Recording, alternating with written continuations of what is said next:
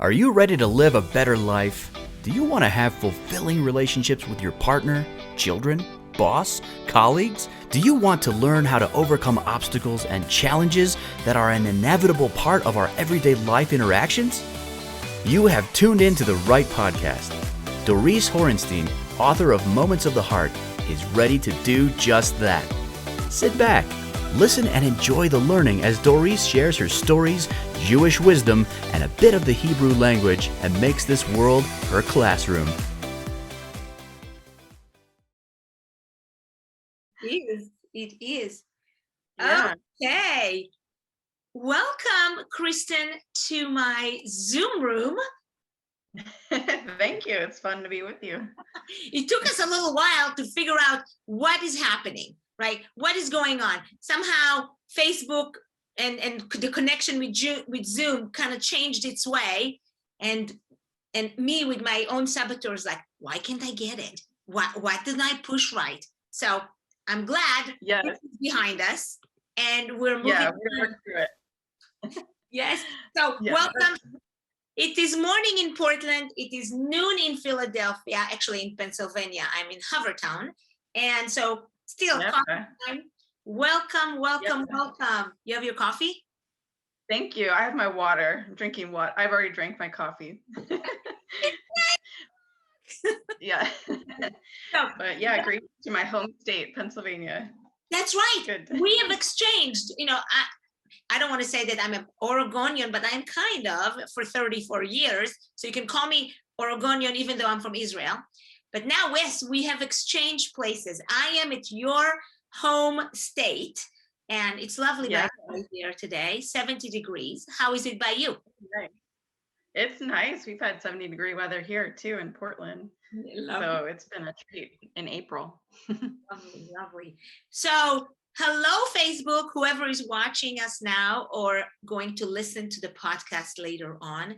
I am thrilled to introduce Kristen Mira to you. Now, I speak about relationships and positive intelligence. Kristen here is talking particularly about dating and finding the best relationship to share the rest of your life with. So I think we're in for just a beautiful chat.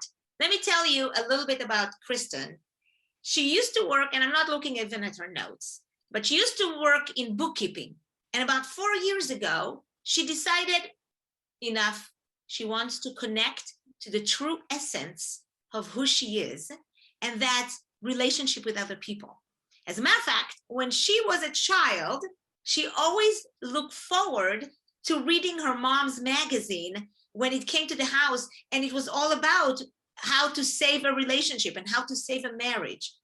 So in some ways, Kristen, you're going back to what you really love the most. In addition of all of her hobbies, your hobbies of dancing and swimming and music and piano and all that. So I am so thrilled to have you here, share your experience, your suggestions, your tools, your practical advice. But share with us first, how was your life travel? Like, how did you become a bookkeeper and then you decided to change? Why bookkeeping to begin with? Yeah, I know. Good question. It's been quite a journey.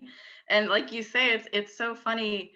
Maybe some of your listeners can relate to having an interest as a child, and then for various reasons in life, it takes us in these windy turns where we end up in places where we're not really following our heart. Like there's outside things that I was trying to do or to please others, or the shoulds or the practicality of life that led me to get into bookkeeping. It was something that was practical, and I could make decent money, and it was kind of easy. I didn't have to put myself out there a lot. Numbers are really straightforward and kind of boring. And but as I was growing in that business, I realized there is a part of my heart that just feels dead. Like I know I'm created for something different. And so it took me going to a counselor at that point where he challenged me, what's keeping you from selling your business and exploring like what you really want to be doing? Like what really brings you alive. And so I sold a bunch of my clients. I took time off, and providentially, I got an inheritance at that time. Like after I had decided, not knowing where the money would come from, it kind of met me in my decision, which is pretty cool. And so I started to investigate. I've always thought somewhere deep inside me I'd be a type of counselor, like in that kind of role. And like you said, even from a young girl, I was fascinated by watching like relationship counselors and how they would help marriages, be saved from divorce. And so I started exploring coaching and how that might be a good fit. And then over time, as I tried to figure out my niche, like what would I focus on in coaching, it occurred to me, wow, I spent all my time watching videos about dating and relationships and reading books, like anything I could get my hands on about relationships. I would just lose track of time. Like I was fascinated by it. So that when I told a friend that, oh, I think I'm going to go towards working with relationships, and she had someone call me who was dating and struggling. They called me. It was like, I hear you're a dating coach. And it was before I'd even decided. And I was like, well, yes, I am. I felt my heart kind of like explode with excitement. And that was confirming that I was on the right path.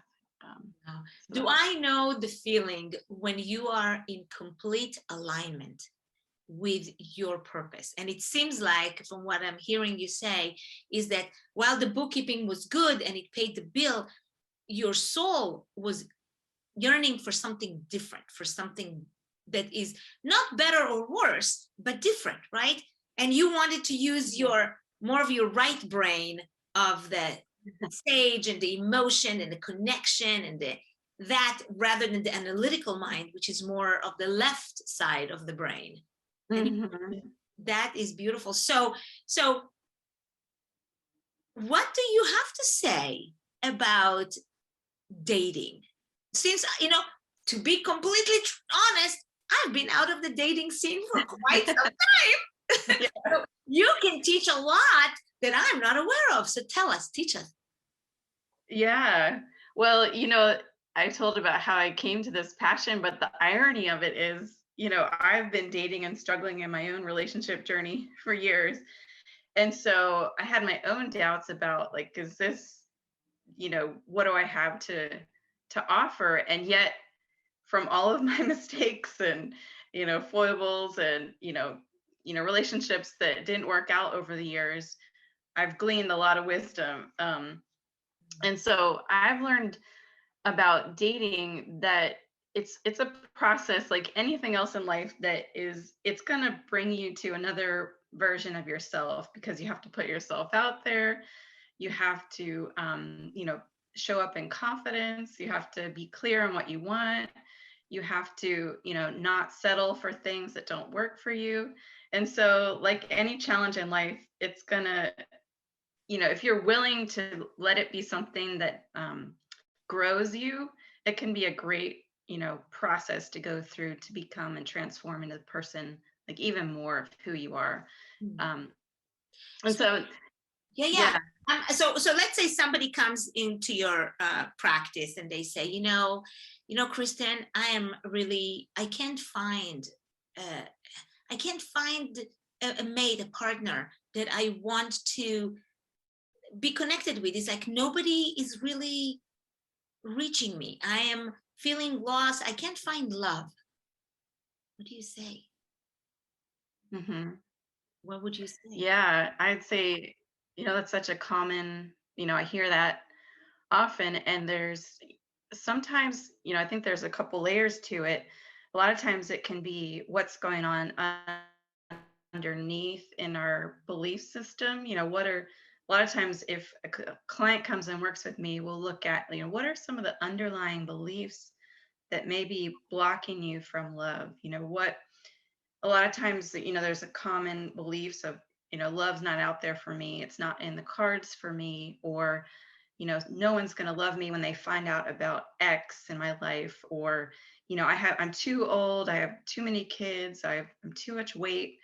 there's these things that we kind of, beliefs that we hold on to that we don't realize. They may be conscious or subconscious, that when we're putting ourselves out there, we're kind of shooting ourselves in the foot at the same time, and not not allowing.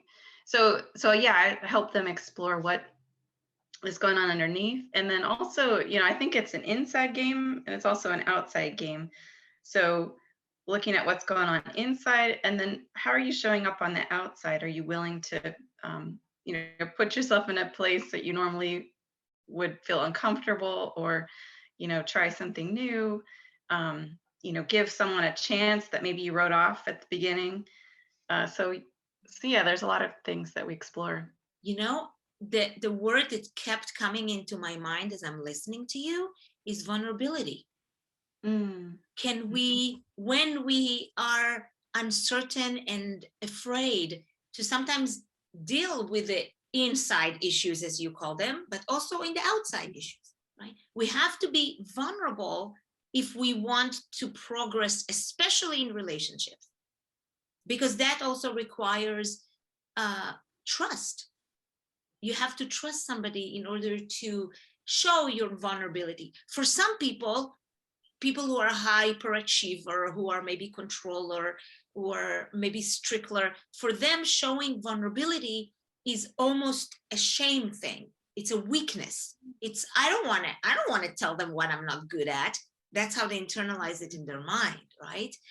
I must tell you, sometimes I'm one of those people, because I have that tendency of like, I'm not going to show my vulnerability. And then when you listen to amazing minds and speakers like Brené Brown, you hear that not everybody needs to be witness to your vulnerability, that we can share it with those whom we trust. And when we trust them, it is incumbent really upon us, if we want to grow in a relationship. And I see it even with people like myself, who've been married for over 30 years. Yeah. Right? It's still, we need vulnerability, even if you're married for a long time. Yeah, for sure. And I appreciate your vulnerability and sharing that just now, because I think a lot of women can relate to that. There's a pressure to show up in a certain way or perform, or I've got it all together. We live in this world of social media where we look great from the outside, and yet to become vulnerable, I've heard it said it's the glue of relationships. And so whether you're dating, whether you've been married for 20 years, that willingness each day to keep being open to vulnerability, that's the work. That's the work. And and the other side of it, I think, and tell me what you think, it's the idea of this judgment. I see it in my coaching all the time. We judge ourselves. So that's why it's hard for us to even be vulnerable, because we judge ourselves. And then sometimes we judge other people. So people don't want to open before us because they know what they get is judgment. And I had to work on myself, is how, even now, like, am I judging? Am I not being my highest self? Am I, where is that happening? What is the source of my behaviors or my feelings? Yeah. And that's great. That self-exploration, when you notice that judgment, like, oh gosh, I'm not being so kind to myself. And if my friend were treating me that way, how would I feel? And so sometimes that, you're identifying, wow, okay, I'm really judging myself there, because I can relate. I fall into that really easily. And then how can I accept myself right here at this place, even in having this judgment? How can I be totally okay with that? And I think that's, like, you hit the key to relationships. That's the relationship with ourselves, that we start to build trust. And then out of that, we can start to have more vulnerability, because we've already accepted ourselves. Yeah. So anything beyond that is, the cherry on top. That's right. And the other thing that you mentioned at the beginning is the idea of loving, coming from a place of love. And as we know, the most important relationship is the one we have with ourselves, right? So how do we love ourselves unconditionally? I just finished a coaching group earlier today, and we talked about empathy. Where empathy comes from and how can we exhibit it, not toward other people, but first with ourselves. And when we do that, I think there is a better way of fostering love and finding love within this universe, is when it starts with ourselves. Yeah, that's so true. I mean, I find myself attracted to, whether it's friends or people, when they make a mistake and they're like, "Oh, silly me. I'm human. I have empathy towards myself. We all, I'm gonna do, better the next time." It's attractive to be around a person like that, who you can sense their own empathy for themselves. And to be able to cultivate that within ourselves is such a radiant quality when people have that. That's right. That's right. So tell me, what is the spiritual belief and the value system that brought you, and how does it support you, your own faith, your own spiritual belief in this journey called dating and relationship coaching?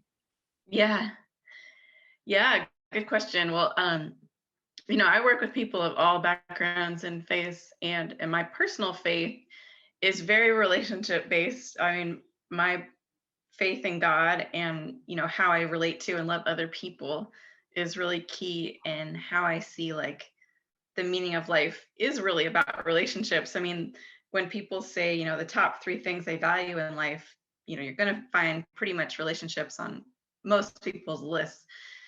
And so, even though they may not call it relationship, they may call it connection, they may call it community, they may call it in a different name, but when you ask, why did you choose this, and then go deep down, why did you choose it again, and then go deep down with the why like 3 times, you realize that the answer is that you have to have a connection, a relationship with other people in order to be alive in this world. Mm-hmm. We're creatures that seek connection. I know. Yeah, that's a good point. Even if people call it something else, the bottom underneath it is they want connection. They need connection as people. We need each other.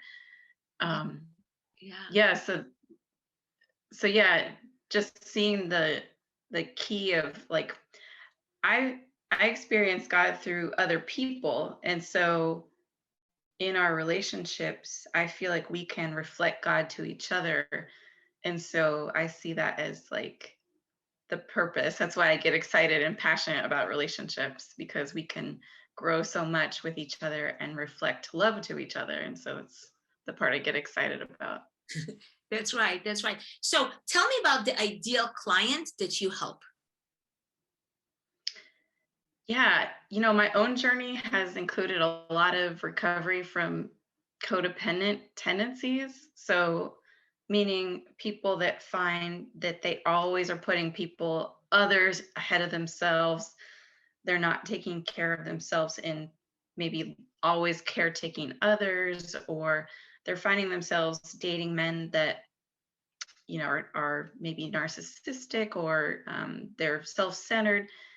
And so they want to break out of this pattern, that they want to be able to be in a mutual relationship where they're getting their needs met too. It's not just that they're dependent on winning this other person's approval all the time. So the ideal client, since I've learned about that myself so much, I feel really passionate in helping others who've struggled, whether they're finding a partner and they're finding, like, wow, I keep attracting the same kind of man that's not good for me, or they're in a relationship and they're noticing, like, there's a pattern here that I want to change, that's like a codependent pattern. So those are clients that I love working with.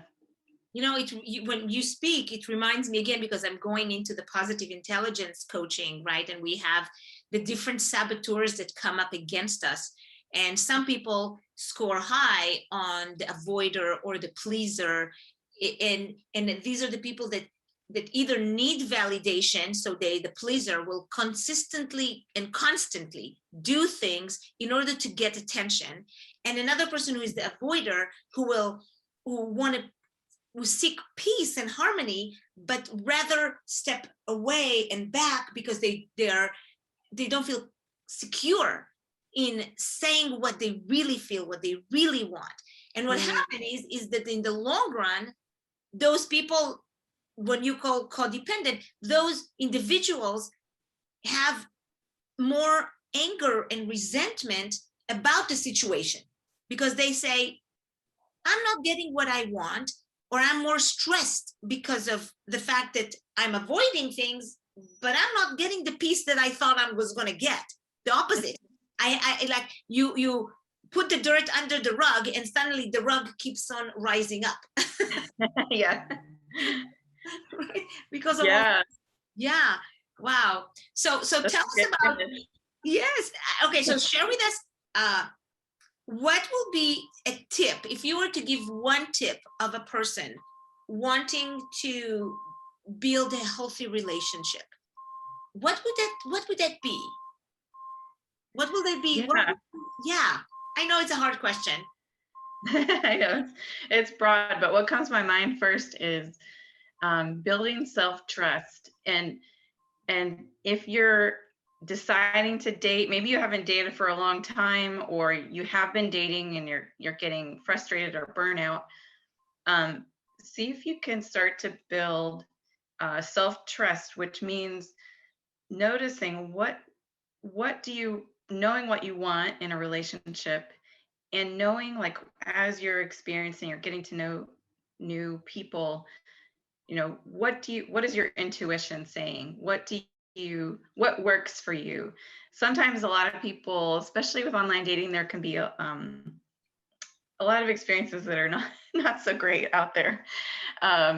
And sometimes women will say, oh, what is it about me that I'm getting all these unwanted advances or things that are pictures I don't want? And a lot of times it's about trusting, this is not about me, it's saying a lot about the other person. And I'm trusting that I can just say, no, thank you, next, pass, and trust that there's someone out there that's going to be a good match for me. And so building that trust that what you want is out there, and that what you want, like, I'm going to honor what I want, even if I'm not getting it right now. Yeah. So I love the idea of self-trust. I think it's required of all human beings. And the way I think to get to self-trust is sometimes to sit quietly with yourself. Because sometimes with the noise all around, it's very hard to quiet the mind and to say, okay, what does that need for me to trust my own intuition, my own essence? Because it does speak to us. We just need to turn into it. And a lot of the time, because of the life and the noise that normal life brings our way, we forget that. So what a great reminder that is. Thank you. So for the audience and for the people who are would love to get connected with you, how can they connect with you? Yeah, you can find me on Facebook, Kristen Mira Coaching. My Instagram is also Kristen Mira Coaching. And there I'll share about upcoming workshops I'm doing, different groups and classes. So I'd love to connect with anyone who wants to grow and experience more fulfillment in the relationships. All right. So you've heard it right here in Moments of the Heart. Dorice Hornstein is interviewing Kristen Mira. Please do reach out to her if you would love to expose yourself, to delve into who you are in the dating scene. Then check Kristen's website and Facebook and Instagram. And thank you so much for listening today. Thank you for tuning into the Facebook Live as well as Moments of the Heart. Whatever your day brings your way, try to make it the most positive it can be. I know this past year we've had so many challenges, but I believe in you I believe in us. I believe in humanity. And together we all rise. Have a great rest of your day.